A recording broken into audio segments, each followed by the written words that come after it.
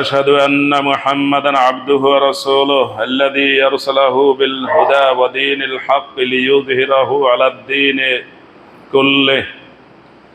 أما بعد فإن خير الحديث كتاب الله وخير الهدي هدي محمد صلى الله عليه وسلم وشر الأمور محدثاتها كل بدعة ضلالة كل ضلالة في النار. أيها الإخوان، هذا شهر رمضان وأنتم ضيوف الرحمن بصوم شهر رمضان. قال الله عز وجل: يا أيها الذين آمنوا كتب عليكم الصيام كما كتب على الذين من قبلكم لعلكم تتقون أياما معدودات فمن كان منكم مريضا أو على سفر فعدة من أيام أخر وعلى الذين يطيقونه فدية طعام مسكين فمن تطوع خيرا فهو خير له وأن تصوموا خير لكم وأنتم تعلمون. وقال رسول الله صلى الله عليه وسلم: من لم يدع قول الزور والعمل به فليس لله حاجة في أن يدع طعامه وشرابه. وفي حديث آخر: كم من صائم ليس له من صيامه إلا الظمأ وكم من قائم ليس له من قيامه إلا السهر. وقد جاء في الحديث الشريف برواية عائشة رضي الله تعالى عنها أم المؤمنين قالت أن النبي صلى الله عليه وسلم كان يعتكف العشر الأواخر من رمضان حتى توفاه الله ثم اعتكف أزواجه من بعده. متفق عليه. وعن أبي هريرة رضي الله تعالى عنه أنه قال كان يعرض على النبي صلى الله عليه وسلم القرآن كل عام مرة فعرض عليه مرة في العام الذي قبض وكان يعتكف كل عام 10 فاعتكف 20 في العام الذي قبض. رواه البخاري. প্রিয় মুসল্লিবৃন্দ, সপ্তাহ ঘুরে আবার সপ্তাহের শ্রেষ্ঠ দিন জুমার দিনে ইতোমধ্যে জুমার নামাজ আদায়ের জন্য আমরা মসজিদে এসে হাজির হতে পেরেছি। শুকর আলহামদুলিল্লাহ। রমজানের রোজা, সিয়াম, আরবিতে বলা হয় সওম অথবা সিয়াম, দুইটাই মাসদার। যারা আরবি বোঝেন তারা মনে রাখবেন। কিন্তু ভুলবশত আমাদের দেশে অনেক বিজ্ঞ আলেমরা বলেন সওমের বহুবচন সিয়াম। যারা বুঝেন তারা খেয়াল করছেন তো, সওমের বহুবচন সিয়াম। এটা 100% না, কয়েকশো % ভুল। এটা অনেক বিজ্ঞ আলেম ওলামা বলে। মুশকিল, তাহাকিক থাকে না। তেলাওয়াত, আরবি ভাষায় বলা হয় কি তেলাওয়াত, কোরআন তেলাওয়াত বলি না আমরা। এই তেলাওয়াতের অর্থ কি? লেগে থাকা। তো কোনো কাজের সাথে যদি আপনি লেগে না থাকেন তাহলে ওই কাজের বাস্তবতা, ভালো মন্দ আপনার আইডিয়ায় থাকবে না। এই লেগে থাকার কথাই হাদিসে বলছে, মান সাওয়ামা রমাদানা ঈমানান ওয়া ইহতিসাবান গুফিরা লাহু মা তাকাদ্দামা মিন যামবিহি। যে ঈমানের সাথে, ঈমান থাকা অবস্থায়, ঈমান সবসময় থাকে, ঈমান নষ্ট হয় কিছু কাজ আছে কিনা? এটা নামাজের পরে আবার কিছু হবে না, তাফসীর হবে, মাসলা মাসাইল হবে, তখন এগুলো সব বলা হবে। ঈমান যেমন অর্জন করতে হয়, আবার এমন কিছু কাজ আছে, এমন কিছু কথা আছে যার দ্বারা ঈমান চলে যায়। তাহলে ঈমান অর্জন করতে হবে নির্দিষ্ট লাইনে, আবার ঈমান চলে যায় কিনা এটা খেয়াল রাখতে হবে। এই ঈমানের সাথে ওয়াহতিসাবান এবং ইহতিসাবের সাথে, ইহতিসাবের একটা আমরা অর্থ বুঝি যে আমরা নিজে কোনো দোষ ত্রুটি করছি কিনা, ভাই আপনারা কিছু বলেন, আমার কোনো ত্রুটি বিস্তৃতি আপনাদের যদি নজরে থাকে আমাকে বলেন, আমি এটা ঠিক করে নেব। এটা হইলো ইহতিসাবের একটা অর্থ। আর একটা অর্থ হইলো হিসাব করা। আমি রোজা রাখলে কি কি উপকারিতা, না রাখলে কি কি অসুবিধা। রোজা রাখলে আমার ঈমান থাকবে, রোজা না রাখলে আমার ঈমান থাকবে না, এক। আবার রোজা রইলাম ঠিকই, কিন্তু রোজা থেকে এমন কিছু কাজ করলাম যে কাজগুলো রোজা নষ্টের কারণ। এরকম কাজ আছে কিনা? এক নম্বর হইল গীবত করা। গীবত কোনটা? আনতাযকুরা আখাকা বিমা ফিহি, আপনার একজনের লোকের দোষ যেটা তার মধ্যে আছে এইটা তার অ্যাবসেন্সে বলা, তার অনুপস্থিতি বলা, এটার নাম কি? গীবত। সাহাবায়ে কেরাম জিজ্ঞাসা করছে, আপনারাও জিজ্ঞাসা করবেন, ইয়া রাসূলুল্লাহ ওয়াইন কানা ফিহি মা আকুল, আমি যা বলছি সেটা তার মধ্যে আছে, সত্য কথাই আমি বলছি। হ্যাঁ, সত্য কথা বললেই গীবত। আর যদি না থাকে তার মধ্যে, এরপর যদি তার নাম এরকম বানোয়াট বলে, এটা কি? গীবতের চাইতেও বেশি। এটার নাম হলো তোহমাত, অপবাদ। মানে এইটার ধারে কাছেই উনি নাই। যেমন আমাদের দেশে নাস্তিকেরা আলেমদেরকে পরাজিত করার জন্য বিভিন্ন মিথ্যা বানায়। কি বানায়? বলে যে এই যে আপনারা তো নাম ডাক করিয়া বলেন কোরআনের পাখি, বলে না? কাকে বলে? আল্লামা দেলাওয়ার হোসেন সাঈদী মরহুম, আল্লাহ তাকে জান্নাতের সর্বোচ্চ মাকাম দান করুন। কাজে উনি এত ওয়াজ করে, ওনার মেয়ে ঢাকা বিশ্ববিদ্যালয়ে পড়ে, বোরকা নাই। ওনার কি মেয়ে আছে? আপনারা শুনছেন? ওনার মেয়েই নাই, কিন্তু ওনার নামে কি সুন্দর করিয়া তার রোকেয়া হলে থাকে। কি সত্য হয়েছে কিনা? রোকেয়া হলে থাকে সেটাও বলে দিচ্ছে। শামসুন্নাহর হলে থাকে। একেবারে খারা সাক্ষী, রাজার মার তাজা কথা, ডাহা মিথ্যা। এটার নাম কি? অপবাদ। এটার নাম কি? এটাকে আরবিতে বলে তোহমাত, বহতান। যেমন আম্মাজান আয়েশা রাদিয়াল্লাহু তাআলা আনহা বনুল মুস্তালিক একটা যুদ্ধ থেকে ফেরার পথে, অভিযানের থেকে ফেরার পথে তার হাড় হারাইয়ে গেছিল। হাড়টা খুঁজতে তার একটু সময় লাগছে। সেখান থেকে এসে তিনি দেখেন যে তার দল চলে গেছে, তার উটও চলে গেছে। আর উটের ওই বক্সের মধ্যে হাউদাস, ওর মধ্যে আম্মাজান আয়েশা উঠছে কিনা এটা তো ওই লোকে কাপড় ভাগ করে দেখে নাই, মনে করছে যে সবাই উঠছে, বাস উঠটা নিয়ে লইয়ে গেছে। অভিযান যেখানে হয়, সামরিক অভিযান, সেখানে কি থাকে? সামনে একটা দল থাকে ফ্রন্ট, আর পিছনে একটা দল থাকে যে বাহিনী কোনো কিছু ফেলে গেছে কিনা। সেই ক্ষেত্রে একজন সাহাবী ওইটা দেখছে, তখন দেখে যে ওখানে একজন মানুষ, তিনি দেখে বুঝতে পারছেন যে আম্মাজান আয়েশা। তখন তার উটটাকে ওখানে নিয়ে বসাই দিয়েছেন। উঠে তিনি উঠছেন, উট নিয়ে ওই দলের সাথে তিনি চলে আসছেন, পিছনে পড়ছেন। মদিনায় আসার পর সুন্দর মিথ্যা কথা রটানো হয়েছে, নাকি? বুঝতে পারছেন না যে আম্মাজান আয়েশা একা রয়েছে, ওইখানে আবার একটা পুরুষ লোক রয়েছে, তাহলে এখানে কিছু একটা ঘটছে, এই যে তৈরি করতে আছে। এই সম্পর্কে সূরা নূর 24 নম্বর সূরা নূরের 11 নম্বর আয়াত থেকে 10টা আয়াত কোরআনের নাজিল হয়েছে। আম্মাজান আয়েশাকে জিজ্ঞাসা করা হয়েছে, আপনি কোনো পাপের সাথে জড়িত আছেন? বলছেন না। তাহলে আপনি রাসূলুল্লাহ সাল্লাল্লাহু আলাইহি ওয়াসাল্লামকে বলেন। আমি বললে তো বিশ্বাস করবেন, এজন্য বলবো না। তার বাবাকে বলছেন, আবু বকর রাদিয়াল্লাহু তাআলা আনহুকে বলছেন, আপনি তো বলেন যে না, এরকম কোনো পাপের সাথে আমার মেয়ে জড়িত না। আবু বকর বলতেছে, আমি তো তোমার সাথে ছিলাম না, বলবো কিভাবে? দেখছেন, মেয়ের পক্ষে বলবে তাও বলতে পারে না যে আমি তো তোমার সাথে ছিলাম না। তার মাকে বলছে, মা আপনি গিয়ে বলেন, কেন আমিও তো সাথে ছিলাম না।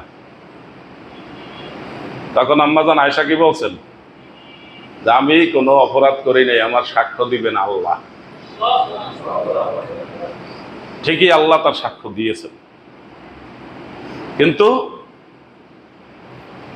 শয়তান, দুষ্ট, মুনাফিক, বেঈমান কারা কারা আছে এগুলো আগে বের করা হয়েছে। কিভাবে বের হয়েছে? এই শয়তানেরা বানোয়াট কথা ছড়াইতে রয়েছে। নেতৃত্ব দিছে একটা বড় মুনাফিক, তার নাম কোরআনে নাই, কিন্তু তার সম্পর্কে কোরআনে আয়াত আছে। এইটার সাথে যখন একজনে এই দোষ ত্রুটির কথা বলে, এটার সাথে যোগ দেওয়ার আরো লোক আছে কিনা? জেনে না জেনে দলে যোগ দেওয়ার লোক আছে কিনা? দুইজনে একটা বিষয় তর্ক করে, আপনি কিছু বুঝেন নাই, না বুঝেই আপনি একজনের পক্ষ লইছেন, এটা কবিরা গুনাহ, হারাম। আপনাকে আগে বিষয়টা বুঝতে হবে, সত্য মিথ্যা জানতে হবে। এইভাবে রটনা চলতেছে। আম্মা জান আয়েশার ঘরে রাসূলুল্লাহ সাল্লাল্লাহু আলাইহি ওয়াসাল্লাম যাচ্ছেন না 1 মাস। কি সমস্যা আম্মা জান আয়েশাও জানেন না। আমি তো শেষ দিক দিয়ে বলছি আগে, এই জন্য আপনারা উল্টা বুঝেন না পারেন। রাসূলুল্লাহ সাল্লাল্লাহু আলাইহি ওয়াসাল্লাম আয়েশার ঘরে যাচ্ছেন না, এই দেয়ালের পাশেই তার ঘর, ওই ঘরে যাচ্ছেন না, তাকে সময় দিচ্ছেন না, তার সাথে কথাও নাই। 1 মাস হয়ে গেছে, তখন তাদের ঘরের যে মহিলা কাজ করে, আমরা কি বলি তারে, যা বলেন বলেন, ঢাকা শহরে বলা হয় বুয়া, এখন বলা হয় উন্নত মানের শব্দ বানাইছে খালা, নাকি? বুয়া কি অসুবিধা আছে? আমরা দাদিরে কি বলি? বুয়া বলি। এতে কি দাদি আমাদের কাজের মহিলা হয়েছে? এই অন্তরটা হইলো আসল, মানে শব্দটা কি বলছেন ওইটা এক দেশের গালি আর এক দেশের বুলি হইতে পারে। এই কাজের ভদ্র মহিলা আম্মা জান আয়েশাকে নিয়ে বাইরে গেছেন তার প্রয়োজন সারার জন্য। তখন বলছেন যে রাসূলুল্লাহ সাল্লাল্লাহু আলাইহি ওয়াসাল্লাম আপনার ঘরে আসেন না, আপনার সাথে কথা বলেন না, ঘটনা কি আপনি জানেন? কারণ আমি কিছু জানি না। আল্লাহু আকবার, এই ঘটনা সব ছড়াইয়ে গেছে, আপনি কিছু জানেন না? তখন সে বলছে যে ঘটনা তো এই, আপনার নামে অভিযোগ আসছে, আপনি যে পিছনে রইলেন আর ওই যে একটা পুরুষ লোক আপনাকে নিয়ে আসলো, কোনো পাপের কাজ হয়েছে বললে রটনা চলছে। এমনকি এই রটনায় যোগ দিছে কে? আবু বকর রাদিয়াল্লাহু তাআলা আনহুর ঘরে একজন দাস ছিল, তার নাম মিস্তাহ, সেও ওইটা যোগদান করছে। এই থাকে কোন ঘরে? এই ঘরে। আর এই বাড়ির মালিকের মেয়ের নামে অভিযোগ আসছে, মিথ্যা অভিযোগ, সেটা সেও যোগদান করছে। আবু বকর রাদিয়াল্লাহু তাআলা আনহু কসম করছে আমি ওরে আর কোনোদিন সাহায্য করব না। পরে এই 10 আয়াতের পরে 11 নম্বর আয়াতে আসছে, ধনী লোকেরা যদি গরিব লোকের বিরুদ্ধে অ্যাকশনে যায়, তাদেরকে কোনো সাহায্য করবে না বলে কসম করে, তাহলে গরিব লোকের উপায় থাকে না। আবু বকর, তুমিও তো কোনো অপরাধ করি আল্লাহর কাছে মাফ চাও, আল্লাহ আমারে মাফ করিয়া দেন। আল্লাহ তোমারে মাফ করে দিলে তোমার কাছে ভালো লাগে, তোমার ঘরের গরিব লোকটা যখন ভুল করছে তারা মাফ করিয়ে দাও। আবু বকর আবার কসম ভাঙছে, ভেঙে কইছে না, ওরে সাহায্য করব। এইসব রটনা আম্মাজান আয়েশার বিরুদ্ধে হয়েছে। আম্মাজান আয়েশা বলছেন তার সাক্ষ্য কে দিবেন? আল্লাহ দিবেন। ঠিকই আল্লাহ 1 মাস পরে 10টা আয়াত নাজিল করে তার পক্ষে সাক্ষ্য দিয়েছেন। বলছেন যে তার বিরুদ্ধে যে কথা রটনা করা হয়েছে এগুলা মারাত্মক অন্যায়। ও ইমানদার লোকেরা, তোমরা যখন এটা শুনছো তখন তোমাদের দায়িত্ব ছিল তোমরা এটাকে অস্বীকার করবা যে না, এটা হতে পারে না, তার পিছনের রেকর্ডে বলে না। হঠাৎ করে একজন লোকের সম্পর্কে যদি এইরকম কথা শোনা যায়, তাইলে পাশের লোকদের কি বলতে হবে? তার পিছনের রেকর্ডে এটা বলে না, তার সম্পর্কে আমরা জানি, তার দ্বারা এই কাজ হতে পারে না, এটা ডাহা মিথ্যা। ও ইমানদার ভালো লোকেরা, তোমরা এই কথা বলো নাই কেন? আর এটা নেতৃত্ব যে দিয়েছে তার জন্য কঠিন শাস্তি। নেতৃত্ব দিছে কে? 1 নম্বর মুনাফিক, যেটা কোরআনের আয়াত নাযিল হয়েছে, রাসূলুল্লাহ সাল্লাল্লাহু আলাইহি ওয়াসাল্লাম তার জানাজা দিয়েছেন। বারবার বলছি, মনে আছে? রাসূলুল্লাহ সাল্লাল্লাহু আলাইহি ওয়াসাল্লাম তারে কয়টা সুবিধা দিয়েছেন? কয়টা? 3টা। একটাও মনে নাই। প্রথমে কি করছেন? তারে কাফন করার জন্য নিজের জামা দিয়েছেন। দ্বিতীয় কি করছেন? তার জানাজার নামাজ পড়ছেন। ওমর রাদিয়াল্লাহু তাআলা যাইতে নিষেধ করছেন। জিজ্ঞাসা করছে আল্লাহকে আপনি নিষেধ করেন এর জানাজা পড়তে? না, নিষেধ করেন। এই কথা জান, কিন্তু আমার মনে হয় না এর লোকের জানাজা পড়া আপনার ঠিক। এরপর রাসূলুল্লাহ সাল্লাল্লাহু আলাইহি ওয়াসাল্লাম জানাজা পড়িয়ে আসছেন, হাঁ করিয়া রয়েছিল মরার পরেও। দেখতে খারাপ দেখায় না? এজন্য যে মুমূর্ষু লোক, তার সামনে আশেপাশে যারা থাকেন তাদের দায়িত্ব আছে। যখন লোকটা মারা যাবে তখন তার মুখ বন্ধ করে দিবেন, চোখ বন্ধ করে দিবেন, হাত সোজা করে দিবেন, পা সোজা করে দিবেন। এগুলো যদি এখন সোজা না করেন, কিছুক্ষণ পরে এটা কি হয়ে যাবে? শক্ত হয়ে গেলে আর কিছু করতে পারবেন না। তা হা করে রয়েছে তার ছেলে, একজন মুখলেস, একনিষ্ঠ, আন্তরিক একজন সাহাবী। এই 1 নম্বর মুনাফিকের ছেলেটা কি 1 নম্বর খাঁটি একজন সাহাবী হইতে পারে না? ইব্রাহিম আলাইহিস সালামের বাবা কি মূর্তি পূজক, নূহ আলাইহিস সালামের ছেলে কি বেঈমান। এই 2টা দিয়া সাবধান থাকবেন। আপনি ভালো মানুষ, এই জন্য আপনার ছেলেটা ভালো হয়ে যাবে এই চিন্তা করেন না। আবার বাপ খারাপ, এই জন্য ছেলে ভালো হইতে পারবে না, মেয়ে ভালো হইতে পারবে না, ওই চিন্তাও করা যাবে না। লা তাজিরু ওয়াজিরাতুন উইজরা উখরা, একজনের বোঝা আর একজন বহন করবে না, যার যার আমল তার। তো হাঁ করে রয়েছে। এই জন্য রাসূলুল্লাহ সাল্লাল্লাহু আলাইহি ওয়াসাল্লামকে তার ছেলে অনুরোধ করছে, ইয়া রাসূলুল্লাহ, আপনার মুখের থেকে একটু লালা দিয়ে আমার বাবার মুখটা একটু বন্ধ করে দেন। রাসূলুল্লাহ সাল্লাল্লাহু আলাইহি ওয়াসাল্লাম তার মুখে আঙ্গুল দিয়া, এই লালা দিয়ে তার মুখে লাগাইয়া মুখটা চাপা দিয়ে বন্ধ করে দিয়েছেন। কাফন পরার জন্য জামা দিয়েছেন, ওই সময় এগুলো দিয়ে কাফন হইতো। এখন আমরা তো সবার জন্য নতুন কাপড়, কেউ যদি কিনতে না পারে তাহলে পাশে অনেক লোক পাওয়া যায়, আচ্ছা কেউ কাপড় দেওয়ার কেউ নেই, আমি দেবো, কাপড়ের টাকা দেন, আছে কিনা? কিন্তু ওই সময় এত টাকা আছিল মানুষের না, ওই পুরান জামা কাপড় যা আছে এই দিয়েই। এমনকি সাহাবায়ে কেরাম যারা যুদ্ধে শহীদ হইতেন, তাদের জানাজা দেওয়ার জন্য যে কাপড়, এটা আর পাওয়া যাইত না। পরে কাপড় এক টুকরা পাওয়া গেছে, যদি মাথা ঢাকে তাহলে কি করে, পা খালি থাকে, বের হয়ে যায়। আর যদি পা ঢাকে তাহলে মাথা খালি হয়ে যায়। শেষে কি করবে?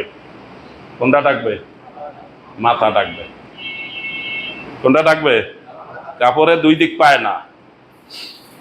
সুতরাং এই জানাজা পড়ে আসার পরে আল্লাহ তাআলা সূরা তাওবার ৮৪ নম্বর আয়াত নাযিল করছেন। আয়াত দিয়ে বলছেন, নবী আপনি এই জাতীয় লোকের জানাজা আর জীবনে কখনো পড়বেন না, জানাজা তো পড়বেনই না, আর কবরের পাশেও দাঁড়াবেন না। ওরা বেঈমান হয়ে মরছে, ওদের জন্য কোনো জানাজার দরকার নেই। তাহলে আল্লাহর নবী জানাজা পড়ছে, আর আল্লাহ কি বলছেন? কাজ হয় নাই। তা আপনার জানাজা পড়বে কোন আল্লাহর ওলি? বাংলাদেশের মক্কা থেকে হারাম শরীফের ইমাম সাহেব আপনার জানাজা পড়াইবেন, তাতে কি হবে? আপনি জান্নাতে যাবেন? আমল দিয়ে দিতে হবে, আমল ভালো হইতে হবে। যাই হোক, বলছিলাম এই রমজান মাস রোজাটাকে পবিত্র করতে হবে, মানুষের গীবাত করা যাবে না। গীবাত আর বহতান, অপবাদ পার্থক্য বুঝছেন তো? গীবাত হলে যেই দোষ তার মধ্যে আছে ওইটাই বলা, এটা তার অ্যাবসেন্সে বলা, এটার নাম হলো গীবাত। আর যেটা তার মধ্যে নাই ওইটা যদি বলেন তাহলে এটা কি গীবাতের চাইতেও মারাত্মক। এটা করলে কি রোজা থাকবে? রোজা থাকবে না। কিন্তু আমরা রোজা থাকা অবস্থায় মাঝে মধ্যে এই কাজ করে ফেলি কিনা, এই জন্য কাফারা কি আছে? ফিতরা দিতে হবে। কি দিতে হবে? ফিতরা দিতে হবে। এই যে ভুল ত্রুটি করি এটার জন্য ফিতরা দিতে হবে। সম্মানিত হাজিরিন, এই রোজা রাখার মাধ্যমে আল্লাহ বলছেন লাআল্লাকুম তাত্তাকুন, তোমরা মুত্তাকি হতে পারবে। কেন মুত্তাকি হবে? যে আল্লাহ খাদ্য পানি গ্রহণ করতে নিষেধ করেছেন। একজন ভালো ইমানদার লোক, একজন সাধারণ মানুষ, মুসলমান ইমানদার সাধারণ মানুষ, একদম সহজ সরল, সেই লোকটাও কি করে? রোজা থাকে। সে গোপনে কি পানি পান করে? করে না। কেন করে না? আল্লাহ নিষেধ করেছেন। সে গোপনে কিছু খাবে? খাবে না। সে কষ্ট করে, পরিশ্রম করে, মাথার ঘাম পায়ে ফেলে সে কাজ করে। এত পরিশ্রম করার পরও সাধারণ মানুষের মধ্যে অনেক মুসলমান মানুষ আছেন যারা এই খাদ্য পানি গ্রহণ করেন না। কেন? আল্লাহ নিষেধ করেছেন। তাহলে আল্লাহ মিথ্যা কথা বলতেও নিষেধ করেছেন, জুলুম করতেও নিষেধ করেছেন, ওই পাপগুলো থেকেও বাঁচতে হবে। তাহলে এইটা যে প্র্যাকটিস করবে এক মাস, সে অন্যগুলা থেকেও বাঁচতে পারবে। এবং সেটা আসলেও অনেক মানুষ করে না। আমাদের মধ্যে অনেক মানুষ আছে যারা সাধারণভাবে পাপের সুযোগ আসলেও তারা সেই পাপের কাজ করে না। এইটার নামই হলো তাকওয়া। এই তাকওয়া অর্জিত হলে রোজা ঠিক হবে। আর যদি তাকওয়া অর্জিত না হয়, মিথ্যা কথা যদি না ছাড়ে, যে হাদিস আমি বলছি মাল্লাম ইয়াদা কাউলা যুরি ওয়াল আমালা বিহি, যে মিথ্যা কথা ছাড়লো না, মিথ্যার সাথে জড়িত কাজগুলো ছাড়লো না, তার খাদ্য পানি ছেড়ে উপবাস করায় আল্লাহর কোনো দরকার নাই। রাসূলুল্লাহ সাল্লাল্লাহু আলাইহি ওয়াসাল্লাম আরো সুন্দর উদাহরণ দিয়ে বলেছেন, কিছু রোজাদার আছে, এই রোজাদারা শুধু পিপাসা বাড়ে। কিছু নামাজি আছে যারা রাত্র জেগে ঘুম নষ্ট করে নামাজ পড়ে, তার এই ঘুমই শুধু নষ্ট হয়, ওই নামাজ দ্বারা তার কিছু হবে না। এরকম যদি কেউ কারো থাকে, তার ওইখান থেকে চলে আসতে হবে, ওই অবস্থা থেকে ফিরে আসতে হবে ইখলাসের সাথে। ইবাদত, আল্লাহকে সিজদা করবে আল্লাহর সন্তুষ্টির জন্য, অন্য কোনো উদ্দেশ্যে নয়। রোজা থাকবে আল্লাহর সন্তুষ্টির জন্য, রোজার সাক্ষী একমাত্র আল্লাহ। সুতরাং আল্লাহর সন্তুষ্টির জন্য যে রোজা থাকবে, তার পিপাসায় কষ্ট হলেও সেটা আল্লাহ এক সময় পুষিয়ে দিবেন। কিভাবে পুষিয়ে দিবেন? জান্নাতের 8টা দরজা, একটা দরজার নাম কি? রাইয়ান।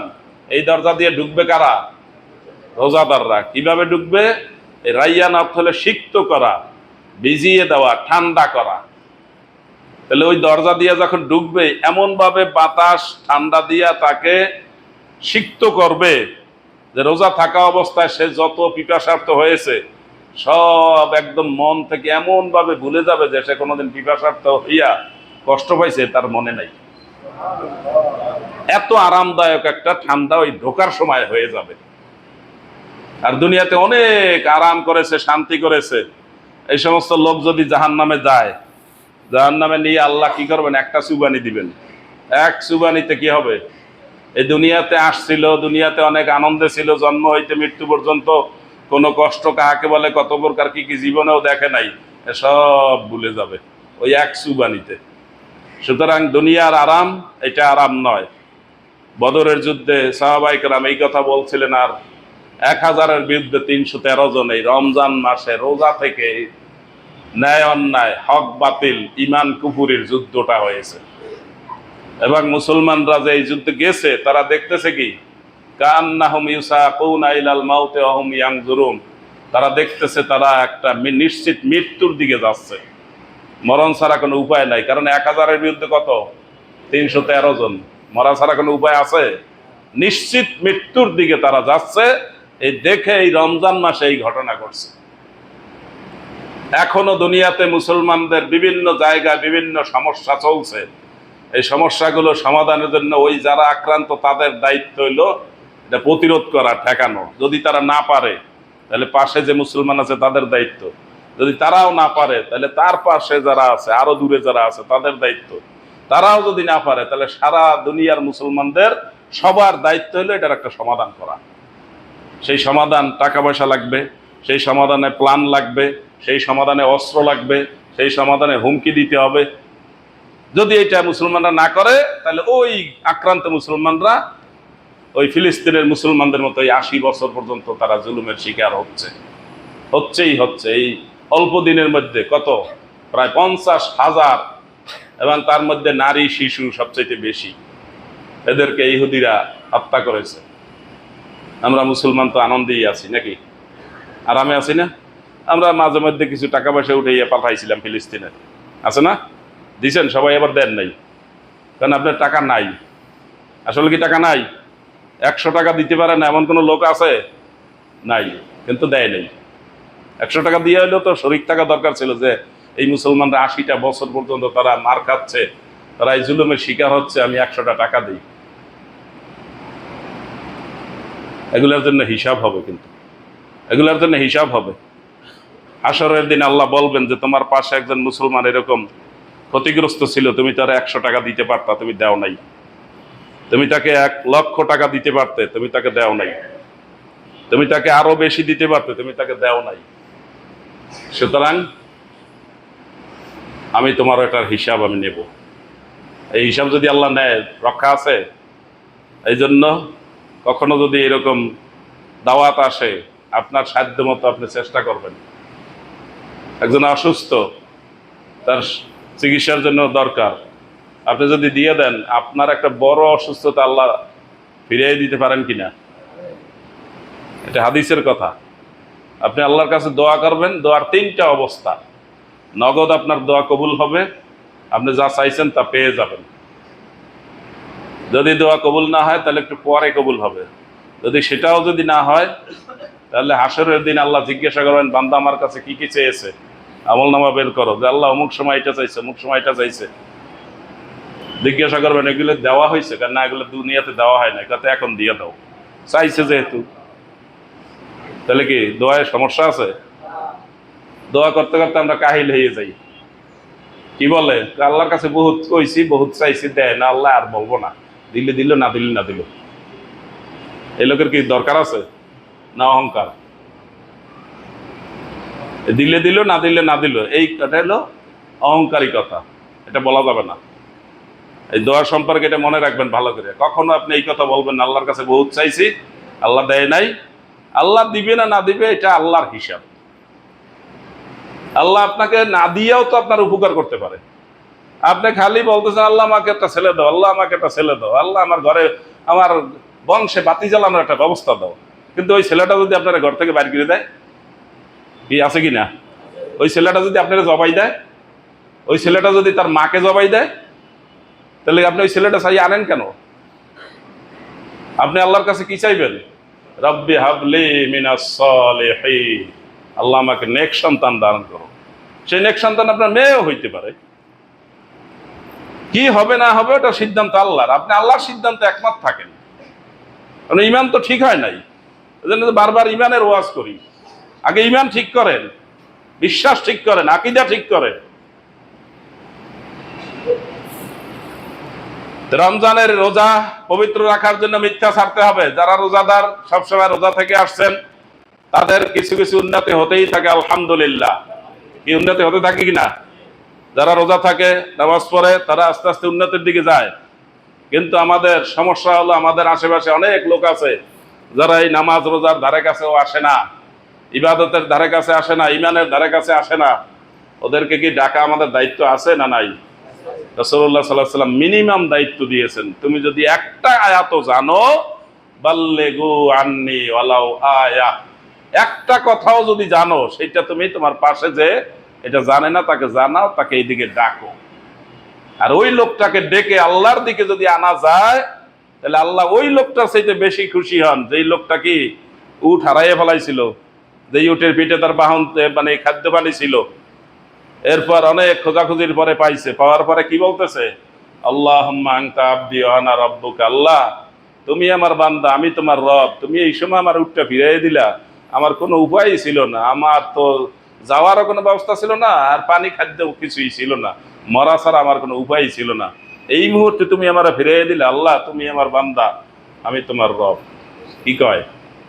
ইমানি কথা কয় না বেঈমানি কথা কয়? রাসূলুল্লাহ সাল্লাল্লাহু আলাইহি ওয়াসাল্লাম বলেন, লিকা বিকাসরাতিল ফারহি, সে বেশি খুশি হওয়ার কারণে কি বলতেছে তার মাথা ঠিক নেই। এই লোকটা যেই পরিমাণ খুশি হয়েছে, লাল্লাহু আসাদ্দু ফারহান, আল্লাহ এর চাইতেও বেশি খুশি হবে। আপনার পাশে একটা বেঈমান লোক, আমল নাই, আখলাক নাই, খালি দুনিয়াতে আসছে, খায় দায় আর পায়খানা করে, ওই লোকটাকে একটু নিয়ে আসেন। আপনার যদি সুযোগ থাকে ওর কাছে যান, ওর কাছে ঘনিষ্ঠ হন, ওরে নাস্তা খাওয়ান, ওর সাথে হাঁটেন, এরপর ওরে একদিন আস্তে আস্তে বলেন। হঠাৎ করে যে গাড় দরকার দিয়ে কইেন না যে বেটা মসজিদে ঢোক, এটা কি হবে? লা ইকরাহা ফিদ্দীন, এই আয়াতের অনেকেই ভুল অর্থ করে। লা ইকরাহা ফিদ্দীন, দিন গ্রহণের ব্যাপারে জবরদস্তি চলবে না, কাউকে জোর করে দিন ইসলাম গ্রহণ করানো যাবে না। আর লোকেরা অর্থ করে কি, ইসলামের মধ্যে বাড়াবাড়ি নাই, একজন নামাজ পড়লে পড়লো, না পড়লে না পড়লো, রোজা থাকলে থাকলো, না থাকলো না থাকলো, এটা কইছে নাকি? আয়াত বুঝতে হবে, ভালো করে বুঝে নিতে হবে। উল্টা পাল্টা আপনি বলতে যাইয়া ইমান আমান সব নষ্ট করেন না। লা ইকরাহা ফিদ্দীন অর্থ কি? দিন গ্রহণের ব্যাপারে কাউকে চাপাচাপি করা যাবে না। গ্রহণ করলে করবে, না করলে কল্লা ফালাই দেব, এরকম বলা যাবে না, ক্ষতিগ্রস্ত করা যাবে না। দিনের ভালো দিকগুলো আপনি তাকে বুঝাবেন, সে আসবে। ডক্টর জাকির নায়েকের বক্তৃতা শুনতে শুনতে অনেক অমুসলমান মুসলমান হয়ে যায়, আমার কাছে আসে না, আপনার কাছেও যায় না, খালি ওই ভিডিও ক্যাসেটে খালি তার বক্তব্যটা শোনে, শুনতে শুনতে সে চলে আসে। কারণ তার একটা বিবেক আছে, সে বিবেক দিয়ে তার কথাগুলো সে বুঝে, দেখছে যে এইটাই সত্য, এইটাই সত্য। সম্মানিত হাজিরিন, রোজার পবিত্রতা বলতেছিলাম, রমজান মাসে অনেকগুলো কাজের কথা বলছিলাম, কমপক্ষে 4টা কাজের কথা বলছিলাম। 1 নম্বরে কি? রোজা রাখা। 2 নম্বরে কি? তারাবির নামাজ আদায় করা। 3 নম্বরে কি? যারা পারেন তারা উমরা করবেন। উমরা মনে হয় বাংলাদেশের জন্য বন্ধ হয়ে গেছে, কি জন্য কয়দিন পর পর বাংলাদেশের অবস্থা এরকম হয় আল্লাহই জানে। তবে বাংলাদেশের মানুষের যে আশেপাশে মানুষেরা বেশি একটা ভালো বিশ্বাস করে না, এটা একটা সত্য কথা। আপনি যদি ইয়ামানে যান, ইয়ামান থেকে যদি বলেন আমি বাংলাদেশি মানুষ, পাসপোর্টে তো বলবে যে আমি এখন মক্কায় যাব, উমরা করবো, ওখান থেকে আমি বাড়ি যাব, তাহলে আপনাকে দিবে না। অন্য যে কোনো দেশের লোকেরা দেয়, বাংলাদেশি দেয় না। তার মানে আমরা বিশ্বাস হারাইছি, বিশ্বাস হারাইয়ে ফেলাইছি। আপনি হারান, অথবা আপনার ভাই হারাক, অথবা আমি হারাই, যেই হারাই, আমরা আমাদের বিশ্বাস বিশ্বের কাছে, অনেক দেশের কাছে হারাইয়ে ফেলাইছি। মিথ্যা ছাড়া আমাদের তেমন বেশি কিছু নাই। আবার হাদিসটা মনে করতে হবে, মাল্লাম ইয়াদা কাউলা জুরি ওয়াল আমালা বিহি, মিথ্যা কথা যে ছাড়লো না, মিথ্যা কাজ যে ছাড়লো না, খাদ্য পানি ছেড়ে উপাস থেকে তার কোনো লাভ নাই। আমাদের মিথ্যা এত বেশি হয়েছে যে আমাদেরকে বিভিন্ন দেশ ভিসা দিতে চায় না, আমাদেরকে বিশ্বাস করে না। এই জন্য আমাদের খুব ভালো করে এগুলো মনে রাখতে হবে। তাহলে ওমরা করবেন যাদের সক্ষমতা আছে, আর শেষ দশকে কি করতে হবে? এতেকাব করতে হবে। এতেকাব করা কি? এতেকাব করা কি? এই দান বাক্সগুলো চালাই দেন। 15তে চালাই দেওয়ার কথা ছিল, আপনারা সবাই মিলে ভুলে গেলেন। সামনের কাতার, দ্বিতীয় কাতার, 13টা কাতার আছে মনে হয় এখানে, 13 জনই ভুলে গেলেন। তাহলে তো আনলাকি 13 বলতেই হবে। যে এতেকাব করা ইমানের অংশ। এতেকাব করা কি? ইমানের অংশ। 43 নম্বর ইমান, ওখানে পড়ে যাবেন, ছবি তুলে নিয়ে যাবেন। আপনি যদি জীবনে একবারও রমজানের শেষ দশকে এতেকাব না করে থাকেন, তাহলে আপনার ওই ইমানের পয়েন্ট খালি আছে। অনেক ভাই আছেন এরকম, এতেকাব করবেন একটা নিয়ত করছেন, কিন্তু চারিপাশের লোকেরা আপনার বাধা দিতে আছে। শয়তান তো এখন শিকলবদ্ধ, কিন্তু কিছু লোক আছে শয়তানের কাজ করে, ওরা শয়তানের প্রতিনিধি। ওরা এসে বলে, ভাই এত তাড়াতাড়ি ইতেকাব করে তুমি কি করবা, রাখো, তোমার বয়সটা সেখানে হয় নাই, আরো একটু পরে, তোমার বাবাই তো এত আগে করে নাই।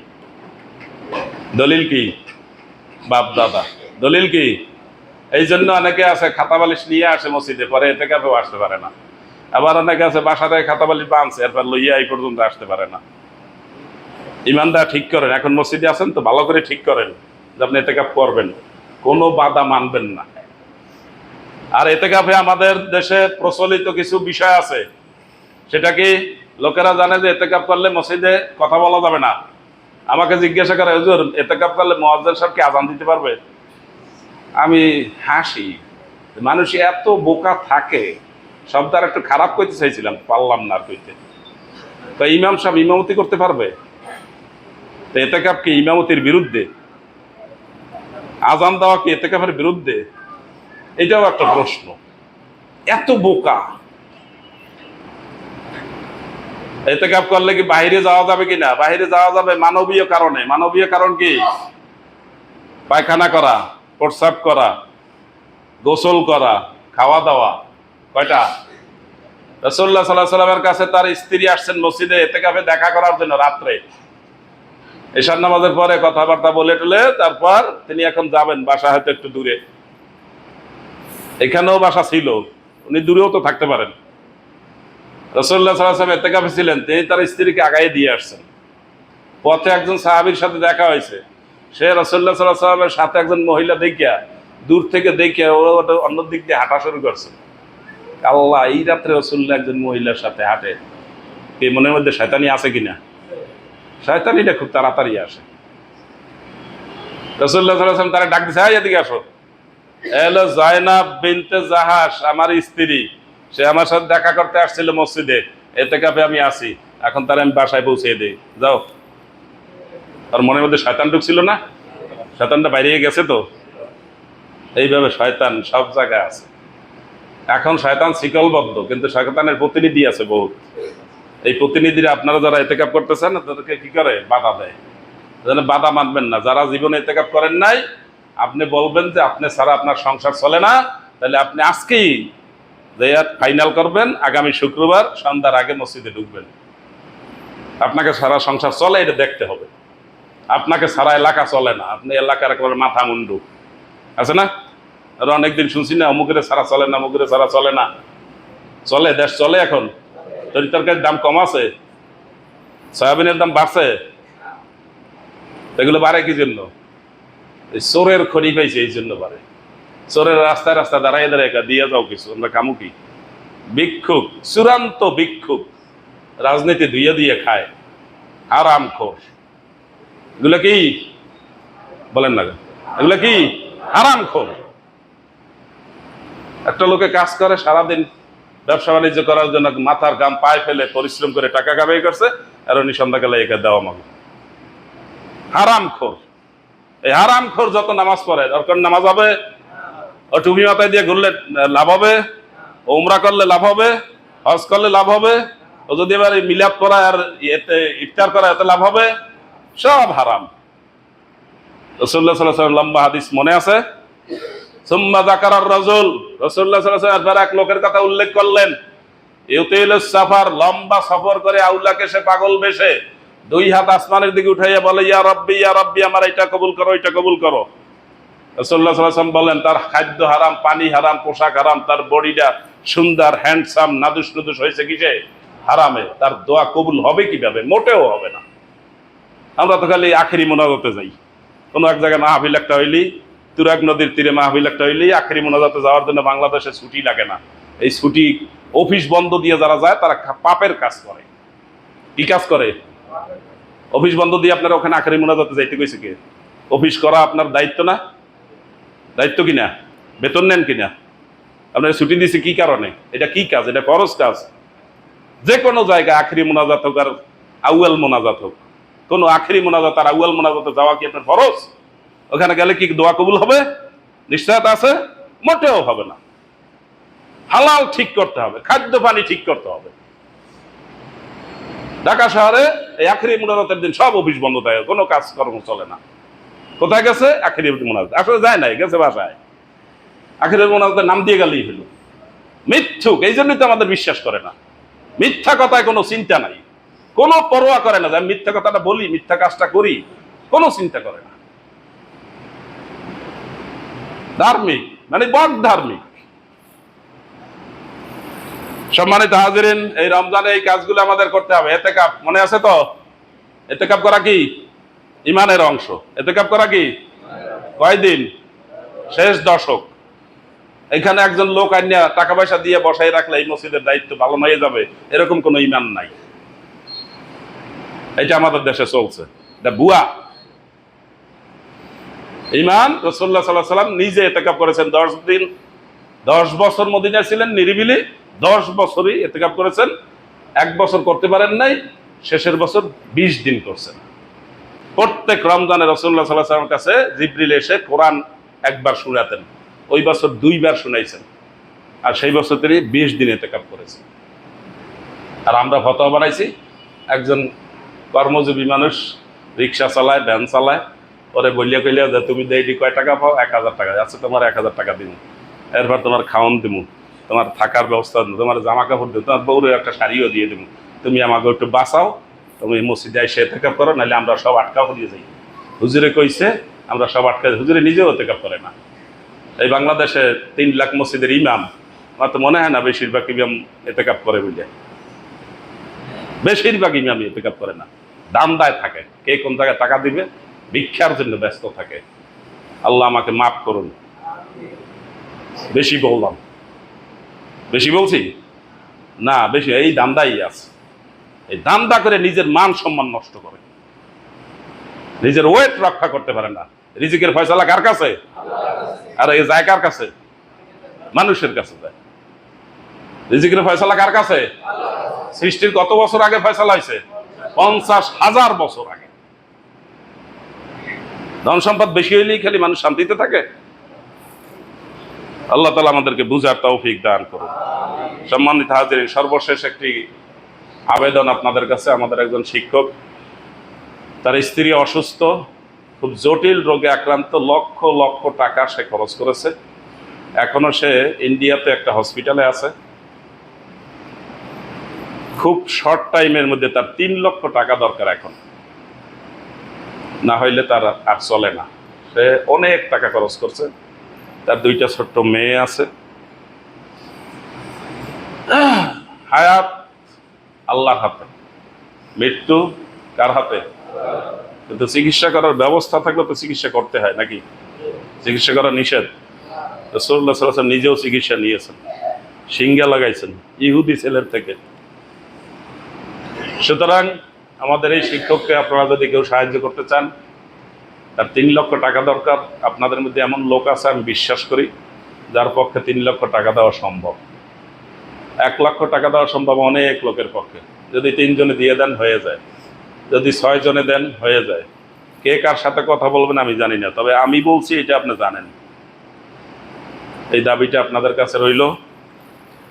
খুব শীঘ্রই তার 3 লক্ষ টাকা দরকার। সে কিছু টাকা জোগাড় করে ধার কর্জ করে তারপর চিকিৎসার জন্য গেছে। কয়েকবারই তার ওখানে যেতে হয়েছে, গেছে। এই দাবিটা আপনাদের কাছে রইল। আপনারা আল্লাহর দিকে চেয়ে চেষ্টা করবেন।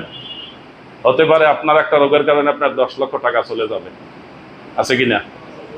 আপনাদের এখানেই অনেক লোক আছে, কয়েকজনের কথা আমি জানি, তার নিজেদের চিকিৎসার জন্য, সন্তানের চিকিৎসার জন্য লক্ষ লক্ষ টাকা খরচ করেছেন। কাউকে আল্লাহ সুস্থ করেছেন, কেউ হয়তো চলেও গেছে। সুতরাং আপনার একটা দানের কারণে আপনাকে আল্লাহ ওই অবস্থা থেকে নাজাত দিতে পারেন, ওই রোগটা আল্লাহ আপনাকে না দিয়ে পারেন। হাসরের দিন কিন্তু আল্লাহ এটা জিজ্ঞাসা করবেন, তোমার পাশে একজন লোক চিকিৎসা নিতে পারে নাই, তোমার অনেক টাকা ছিল, তুমি দিতে পারতা। হাদিস আছে কিনা? সহিহ বুখারীর হাদিস। হাদিসটা আর বলতে বললাম না, সময় নাই। আপনাদের কাছে এই আবেদনটা রেখে এখানেই আজকের খুতবা শেষ করছি। হাযা মা ইনদি ওয়াল ইলমু ইনদাল্লাহ সুবহানাকা লা ইলমা লানা ইল্লা মা আল্লামতানা ইন্নাকা আনতাল আলিমুল হাকীম।